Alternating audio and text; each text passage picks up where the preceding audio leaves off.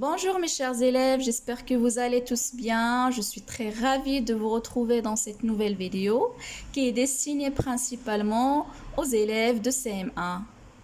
C'est le premier cours de l'unité 1 qui s'intitule « C'est ma famille ». Bien sûr, c'est le cours de l'expression orale et on commence comme d'habitude par l'observation du poster. Alors, qu'est-ce que vous voyez sur le poster mes chers élèves? Deux arbres. Voilà. Vous voyez sur le tronc de chaque arbre deux personnes âgées. Un homme, une vieille dame et un vieux monsieur. Une vieille dame et un vieux monsieur. Sur le haut de l'arbre, des deux arbres, il y a des personnes, des adultes et des enfants. Alors, de quoi s'agit-il à votre avis? Oui, c'est un arbre que vous avez vu l'année précédente qui s'appelle l'arbre généalogique. Alors, c'est quoi l'arbre généalogique? C'est un arbre, bien sûr, c'est pas un arbre qu'on plante dans les jardins, mais c'est un arbre qui montre la succession des membres d'une même famille et les liens, bien sûr, qui existent entre ces personnes-là. Voilà, c'est un arbre qui permet de définir les relations qui existent entre les différents membres d'une famille. Alors, on va voir, ou bien on va écouter la présentation de Hamza. La présentation de Hamza, c'est ce garçon-là qui est en haut de l'arbre et qui va nous présenter un petit peu sa famille. Soit du côté maternel, soit du côté paternel. D'accord? Alors, écoutez-moi attentivement. Je m'appelle Hamza. Mes parents ont 3 enfants. Je suis l'aîné des 3. Ma sœur est la Benjamine. Mes grands-parents maternels ont eu un garçon et une fille. Un garçon et une fille. Ma mère est l'aînée.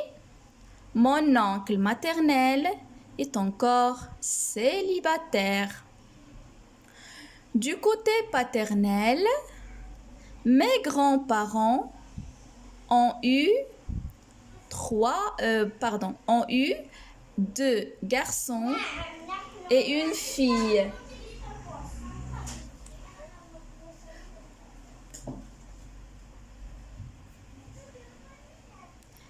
Voilà, 2 garçons et une fille. Mon père est le cadet des 3 enfants. Ma tante paternelle est l'aînée de ses frères et sœurs. Elle est mariée et a 2 enfants. J'ai un cousin qui a le même âge que moi et une cousine qui est encore un bébé. Je répète, je m'appelle Hamza. Mes parents ont 3 enfants. Nous sommes 2 garçons et une fille. Je suis l'aîné des 3. Ma sœur est la Benjamine. Mes grands-parents ont eu un garçon et une fille. Ma mère est l'aînée. Mon oncle maternel est encore célibataire. Du côté paternel, mes grands-parents ont eu 2 garçons et une fille, 2 garçons et une fille. Mon père est le cadet des 3 enfants. Ma tante paternelle est l'aînée de ses frères et sœurs. Elle est mariée et a 2 enfants. J'ai un cousin qui a le même âge que moi et une cousine qui est encore un bébé. Voilà, c'est en gros la famille de Hamza. Et on va voir qu'est-ce que Hamza, ou bien quelles sont les relations qui existent entre les différents membres de cette famille. Alors, la première information que Hamza nous donne à propos de sa famille, c'est qu'il a trois frères, qu'ils sont trois enfants. Il a deux frères, ou bien si vous voulez, il a un frère et une sœur. D'accord? Hamza est l'aîné de sa famille, ça veut dire qu'il est le plus grand. Il est né le premier. Il est né avant son frère et sa sœur. C'est ça la définition de l'aîné. L'aîné d'une famille, c'est celui qui est né en premier.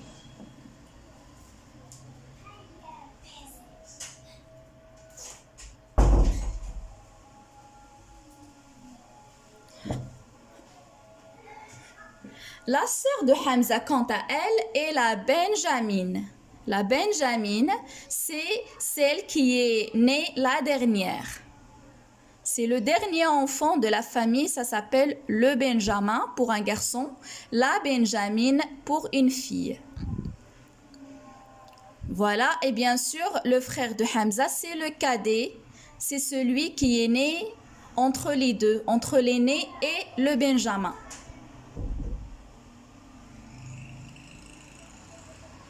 Puis, après avoir parlé de ses frères et sœurs, Hamza parle maintenant de ses grands-parents maternels.